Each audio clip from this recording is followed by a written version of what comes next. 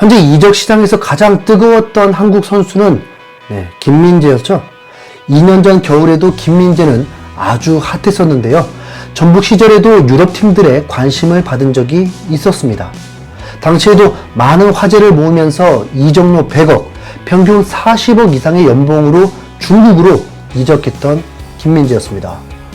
2020년 코로나로 인해서 중국의 슈퍼리그 개막이 무기한 연기되자 다시 한번 유럽 팀들이 김민재 영입을 고려하게 되었죠.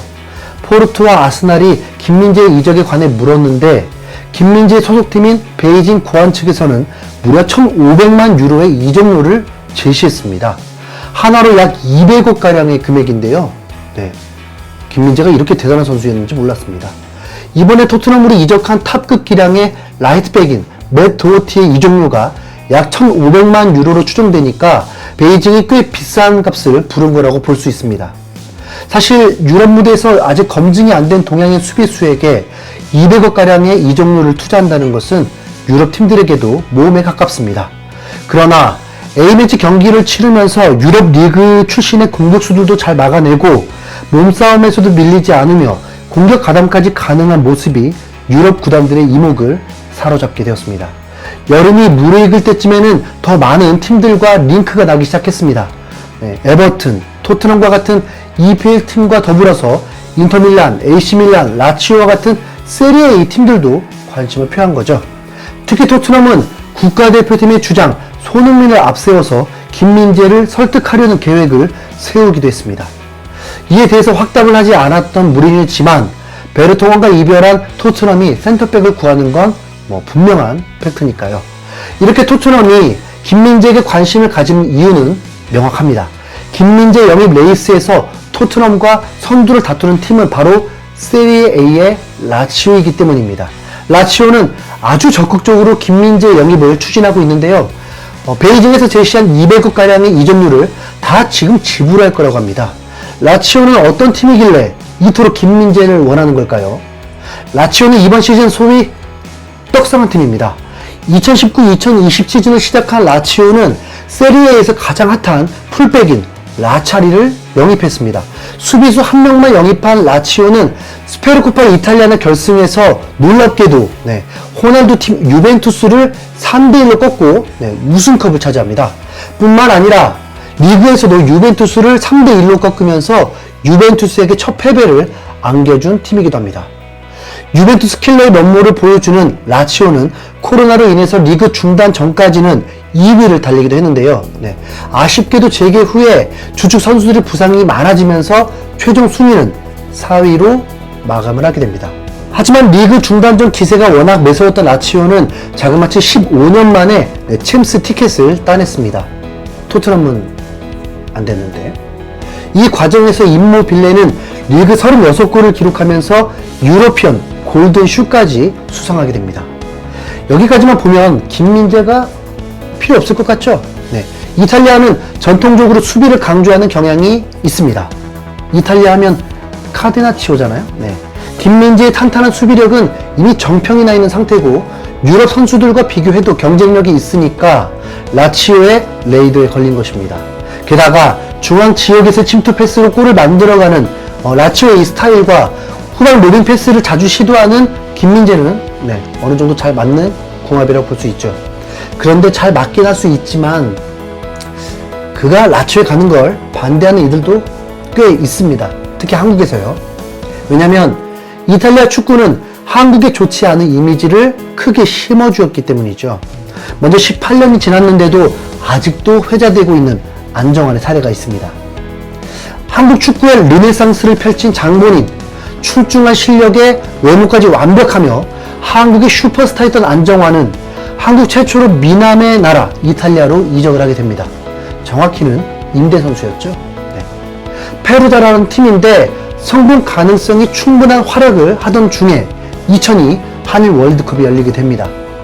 개최국이라 할지라도 한국이 16강 진출할 거란 기대는 많이 하지 않았는데 세상을 놀라게 하면서 조 1위로 16강에 진출을 하게 되죠. 그런데 그 상대가 조 2위였던 이탈리아를 만나게 됩니다. 이때 당시 이탈리아는 한국을 만나는 것을 매우 만족했습니다. 왜냐하면 아시아 팀을 상대하는 것만으로도 8강을 자신했기 때문이죠. 하지만 8강 진출은 누구에게 돌아가나요? 네, 한국이었습니다. 그리고 이탈리아를 짐싸게 만든 장본인이 안정환이었습니다. 그랬더니 이탈리아 축구 팬들은 광적으로 한국을 비난하면서 급기야 안정환의 신변에 위험까지 생기게 됩니다. 네. 안정환은 월드컵이 끝나고 이탈리아로 가야 했는데 페루자 구단 측은 안정환의 입국을 말리기까지 합니다. 당연히 위험할 수 있었기 때문이죠. 안정환은 라디오스타에서 얘기하길 자신의 차도 박살을 내놓았고 정말 무서워서 갈 수 없었다고 했습니다. 이탈리아는 지금도 한일 월드컵 패배를 인정하지 않고 있습니다. 만약 김민재가 라치오에 입단했을 때 실점의 빌미가 되는 실수 단 한 번도 없고 너무 잘하기만 한다면 봉변 당할 일은 없습니다. 하지만 다른 외국 선수가 실수하는 것과 김민재의 실수하는 것과는 팬들은 전혀 다른 태도로 나올 수 있습니다. 계속된 2002 월드컵 상황을 끄집어낼 수 있으니까요. 까마득한 선배인 안정환이 겪지 않아도 될 경험을 미리 해서 김민재에게 경고를 하고 있는 건지도 모릅니다. 또한 이탈리아가 한국에게 이미지가 그닥 좋지 않은 이유가 또 있는데요. 그것은 이승우 선수 경우 때문입니다. 2017년에 바르셀로나 B에서 베로나로 이적한 이승우는 첫 연습 경기에서 한 골, 2어시스트를 기록하면서 기대를 모았습니다. 하지만 이적 후에 상당 기간 동안 출전 기회가 주어지지 않았고 교체 명단에도 오르지 못한 일이 빈번했습니다. 설상가상으로 이승우의 역입을 주도했던 베로나의 단장이 성적 부진으로 사임하면서 이승우의 미래는 더욱 어두워졌죠. 다음 시즌 2018-2019 시즌에는 팀이 세리 B로 강등된 탓인지 전보다는 많은 출장 기회를 얻었지만 그뿐이었습니다. 베로나는 일부 리그로 다시 승격을 했지만 이승우의 자리는 없었습니다. 결국 이승우는 벨기에의 신드트라 위던으로 이적을 하게 됩니다. 베로나에서 이승우는 대부분 교체로 고작 40경기밖에 출전하지 못했고 공격 포인트 역시 2골, 2도움밖에 기록하지 못하죠. 이승우가 출전 경쟁에서 밀린 것이 아니냐는 의견도 있을 수 있지만 애초에 출전 기회를 많이 얻지 못한 것도 사실입니다. 김민재가 라치오로 가면 안 되는 이유, 아니 의견도 있습니다. 그 이유는 바로 차별입니다. 차별. 이탈리아의 유색 인종에 대한 차별은 유럽에서도 손에 꼽을 정도라고 하는데요. 특히 이번 코로나 사태에서 그들의 민낯이 완벽하게 드러났었죠. 코로나가 창궐하기 시작한 3월경에 이탈리아에 사는 수많은 우리나라 교민들이 인종차별을 증언했습니다. 동양인이라는 이유로 지나갈 때마다 코로나 비루스라는 말을 들었다고 하고 그 전에도 아시아인들에 대한 차별이 심하다는 것은 유명했죠. 가뜩이나 심했던 동양인 차별이 코로나를 기점으로 더 심해진 겁니다. KBS 뉴스에도 교민과의 인터뷰가 실릴 정도로 아주 심각했습니다. 김민재가 라치오로 이적하게 되면 아마 매 경기마다 모욕에 시달릴 겁니다. 원정팀 서포터들의 주력은 김민재가 될 가능성이 높죠. 라치오의 스쿼드를 보면 동양인이 하나도 없거든요. 팀 내 유일한 동양인이 될 텐데 일단 팀 적응부터 굉장히 걱정이 되고요. 원정 경기에서 거센 욕설과 심한 차별적 발언이 벌써부터 심히 우려스럽습니다. 그리고 마지막으로 라치오 구단 자체도 사실 좀 꺼림칙합니다. 일단 라치오 서포터즈의 성향이 심한 극우라고 알려져 있죠. 오죽하면 라치오 서포터들을 파시스트라고 욕까지 하겠습니까? 여러 유색 인종 선수들이 라치오 원정에서 팬들에게 욕을 듬뿍 먹고 세리에라는 리그를 떠날 생각을 하게 된다고 합니다. 김민재가 라치오로 이적하게 된다면 자기 선수니까 욕하진 않겠지만 만약 김민재 실수로 경기에 패배하기라도 한다면 아마 상상할 수 없는 비난과 욕설이 집중되겠죠. 심지어는 라치오 소속 선수가 라치오 서포터즈를 향해 독일 군국주의식의 경례를 한 적까지 있습니다. 이 정도면 거의 게다가 현재 라치오 회장인 클라우디오 로티토도 정상이 아닙니다. 라치오 서포터즈가 AS 로마를 조롱하기 위해서 유대인들의 아픈 역사를 이용한 적이 있습니다. 이 사건은 이탈리아를 넘어서 국제사회에서도 큰 논란이 될 정도였는데요. 이에 라치오 회장인 토티토는 유대교 예배당에 방문하기도 했습니다. 하지만 불과 며칠 뒤 해야만 하는 연극이라고 말하는 로티토의 음성이 담긴 파일이 공개됐습니다.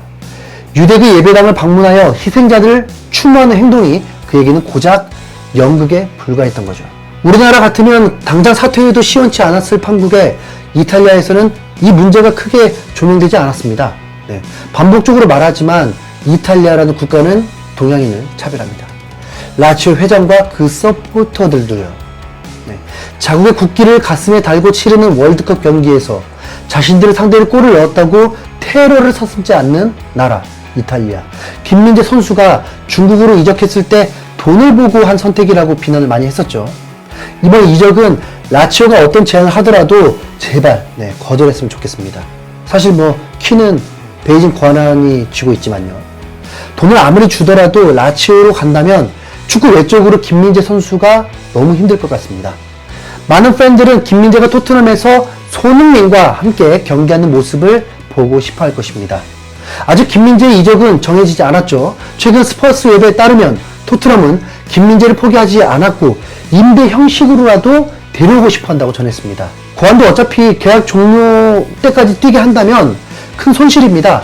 쉽게 트러블을 달성하거나 우승도 어차피 지금 쉽지 않거든요. 더구나 지금 같은 상황에서 재정 충당을 위해서라도 김민재를 보내줘야 합니다. 팬들이 원하는 그림을 우리가 볼 수 있을지 모르겠어요. 혹 이번 시즌은 아닐지라도 김민재의 EPL 활약을 기대해봅니다. 이탈리아는 절대 안 된다. 안 돼!